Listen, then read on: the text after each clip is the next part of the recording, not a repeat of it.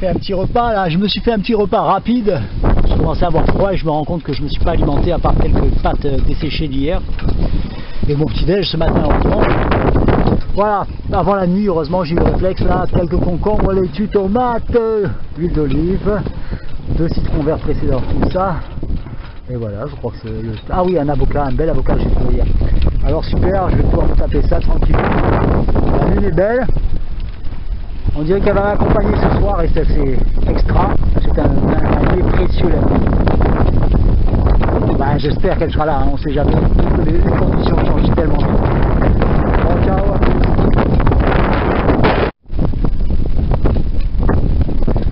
Allô. Je ne sais pas si vous me voyez.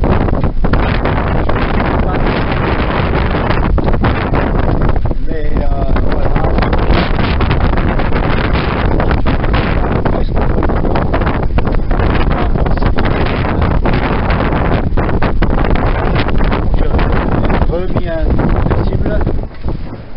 J'ai pris quelques douches, un petit coup de frais et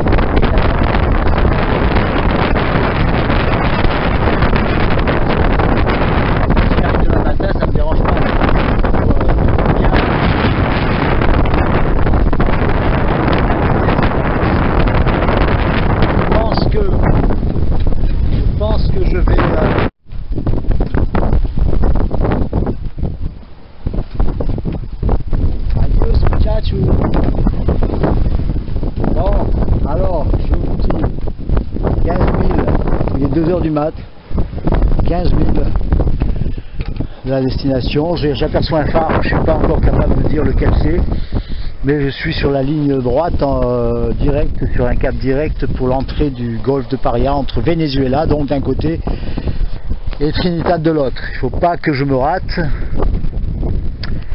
J'ai pris 2 riz dans la grand voile et là j'ai bien ralenti, j'ai eu encore des coups de vent, des coups de vague, mais tout est bon. J'ai tenu sur le régulateur d'allure et là je suis à une petite vitesse de 8, de 9, tranquille, je cherche pas à aller vite.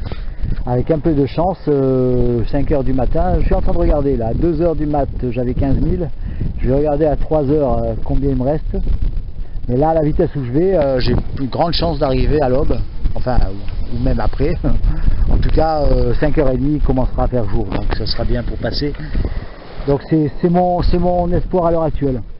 Je sais pas si vous me voyez.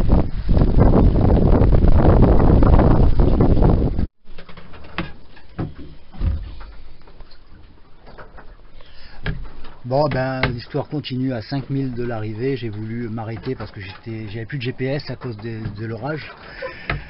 J'ai pas voulu prendre de risque, risquer de me prendre une falaise. Donc j'ai voulu faire demi-tour et j'ai coincé la ligne de traîne que j'avais pour pêcher dans l'hélice. Donc là je me suis mis à la cape, c'est-à-dire j'ai neutralisé le bateau le mieux possible. Et je vais descendre voir l'hélice et essayer de défaire ce fil de pêche. Ah oui, j'attendais le jour aussi, ça fait 20 minutes, 25 minutes là que je me suis arrêté pour attendre le jour. Là il fait assez clair, donc j'y vais là, je vais... Bon ben pour le fil de pêche, j'ai fait ce que j'ai pu, j'ai enlevé ce que j'ai pu, ça a l'air d'être bon, là ça a l'air de marcher, j'ai mis le moteur, mais je me suis remis en voile aussi, le régulateur est de nouveau en marche, là le moteur est au point mort, je vais l'arrêter.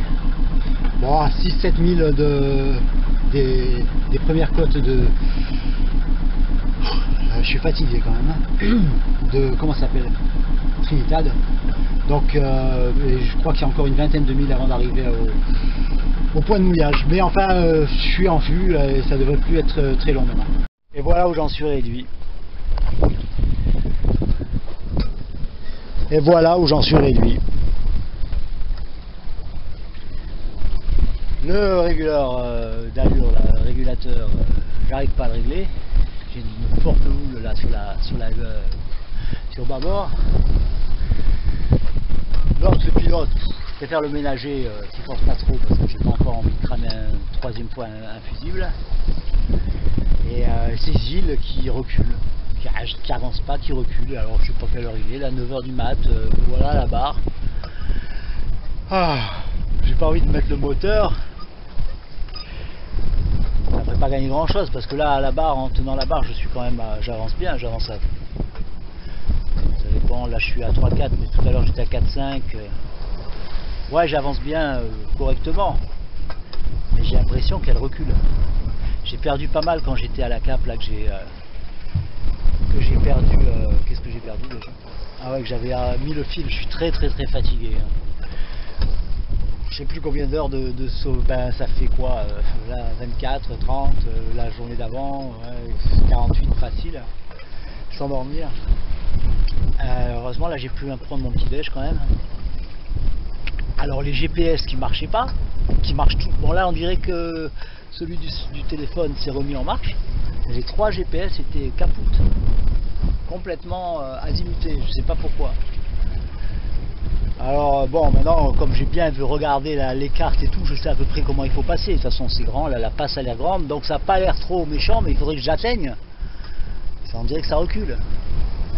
Ce matin j'étais arrivé à presque 5000 quand je me suis dit je vais être prudent et reculer et rester là tranquillement. Et puis j'ai fait ma bêtise du fil à pêche. Et ben, je me suis retrouvé 5000 plus loin, donc à 10, plus de 10 ou 11 000 je crois. Et là je crois que je suis encore à 8 ou 7. Voilà, ben, je prends mon mal en patience. Ah ciao. Voilà, j'ai remis les voiles tranquillement, coupé ce moteur. Donc je suis sorti de ce courant, en plus j'ai une petite brise sympathique là pour traverser ce passage. Alors je sais pas si vous, mais moi ça me fait penser à l'île au trésor, l'île fantastique, l'île mystérieuse. L'arrivée en voilier, la découverte de l'île. Bah, j'en profite un peu parce que là c'est hyper sauvage et puis je pense que après je vais arriver dans la partie civilisée. Mais alors là c'est magnifique par ici, magnifique. Hein.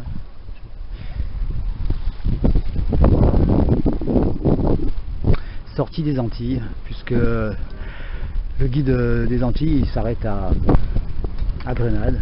Donc là je suis sorti des Antilles. J'ai presque envie de dire enfin. Là, c'est pas pareil, disons que ça va peut-être être quelque chose de différent, une nouvelle expérience. Mais c'est sympa, ouais, c'était une grosse virée, ce 90 000 ou 100 000 là, ça a été pénible. J'ai tout vu, je crois que je l'ai déjà dit d'ailleurs, je sais plus. Mais j'ai eu le droit à tout. Et jusqu'au courant à la fin. Aïe, aïe. Ciao, ciao, à plus. Ouais, ben je viens juste de me prendre dans ce passage.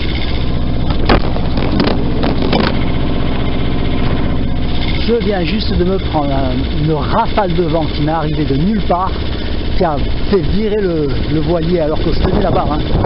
Elle a fait virer direct, foncer sur les rochers à 50 mètres, 100 mètres, allez, 100 mètres.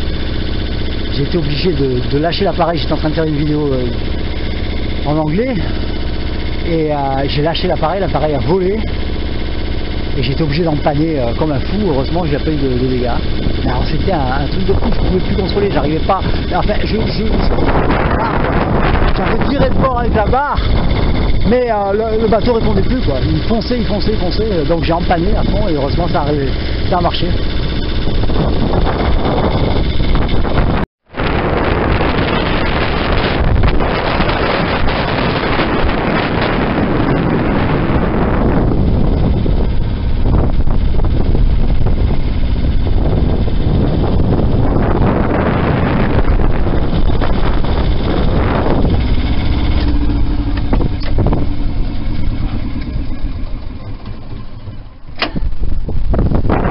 fantastique. À la voile, c'est trop fantastique cette arrivée enchanteresse dans ce lieu. Incroyablement beau. Je remets à la voile. Je vais me méfier. Bon, mais là je suis plus dans un passage étroit. Mais il y a une bonne petite brise, parfaite pour se balader entre ces îlots. Bon, je crois que je commence à avoir la stimulation et je pense que le prochain virage à gauche, le prochain cap, pour moi, je pense que c'est l'entrée de Chaguarama. Excusez-moi si je corche le mot. Vous trouverez ça facilement si vous allez supporter le table sur le... Voilà mes agneaux, la photo d'arrivée, toute voile dehors, un petit phoque, grand voile, et le régulateur qui pilote. Et donc là-haut, là au fond, on voit les puits à pétrole. Hein.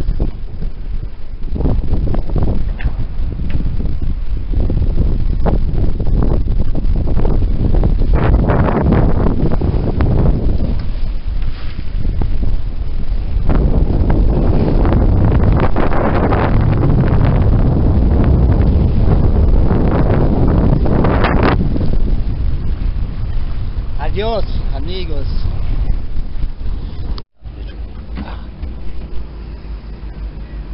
Welcome to Trinidad Guanaramas Bay. Pas du tout ce à quoi je m'attendais. C'est beaucoup plus commercial, voire industriel. Il y a quand même des marinas, mais bon, l'eau est très sale et on peut mouiller aussi. L'eau n'est pas, hein, on n'a pas du tout envie de s'y baigner en tout cas. Donc oui, c'est plutôt commercial et industriel. Hein. Ensuite, bon, ben voilà, quoi, c'est super joli à part ça, toute la végétation autour. Et pour voir Trinidad, en fait, ouais, je disais, ce que je commence à comprendre, c'est que c'est une île qui est probablement très belle à l'intérieur, qui est la ville aussi de Port-Saint-Louis, qui est à 12 km d'ici, donc par bus. C'est qu'il faut, plutôt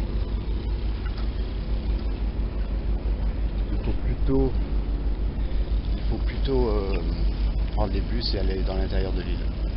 Alors c'est aujourd'hui que je commence à comprendre, c'est qu'il faut aller à l'intérieur de l'île. Donc je disais que je viens de changer les piles. Je me suis reposé, donc bien reposé cette nuit. J'ai dormi j'ai fait le tour, pratiquement le tour du cadran.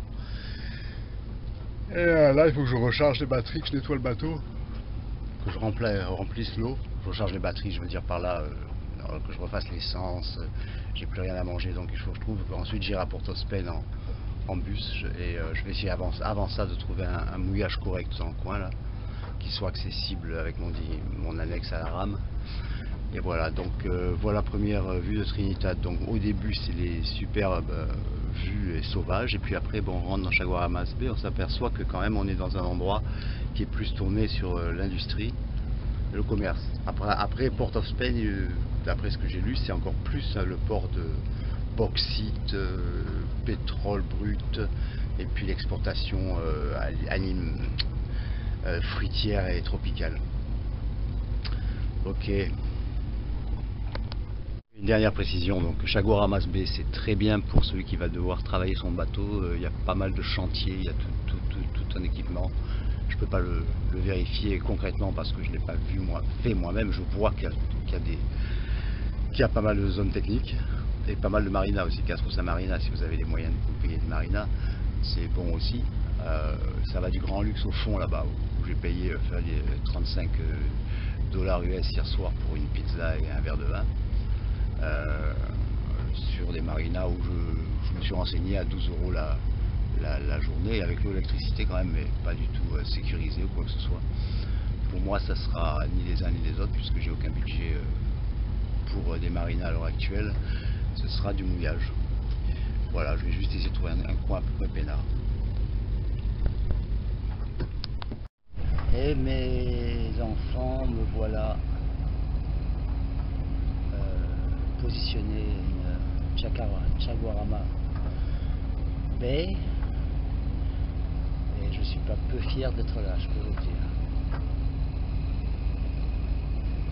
Qu'est-ce que ça fait comme impression d'être pratiquement au Venezuela qui est juste en face. D'ailleurs il y a pas mal de bateaux qui ont l'air bien typiques vénézuéliens, pêcheurs ici. Alors je sais pas s'ils ont émigré ici en attendant que ça revienne des conditions normales dans leur pays ou s'ils passent juste ici quand ils pêchent et tout ça. Mais enfin voilà, il y a des bateaux, ils ont l'air quand même pas mal bien installés, hein, mais des groupes d'hommes seulement je pense. Parce que j'ai vu jusqu'à maintenant. Donc des pêcheurs. Voilà. Donc très fier d'être là, ouais. Très très heureux, c'est vraiment l'aventure qui continue et que je pense mener à bien jusqu'ici. On va voir.